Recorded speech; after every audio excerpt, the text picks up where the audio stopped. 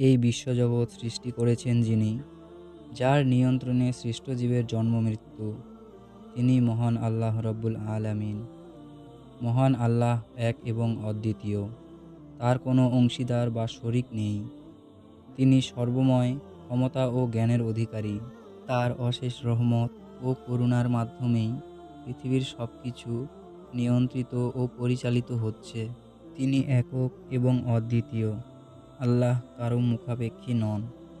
তিনি কাউকে জন্ম দেননি এবং তাকেও কেউ জন্ম দেয়নি। আর জ্ঞান, শক্তি এবং গুণ গরিমায় অন্য কেউই তার সমান নয়। তিনি আল্লাহ, যিনি ছাড়া অন্য কোনো ইলাহ বা উপাস্য নেই। তিনি আল্লাহ, চিরঞ্জীব এবং চিরস্থায়ী, যাকে তন্দ্রা এবং নিদ্রা স্পর্শও করতে পারে না।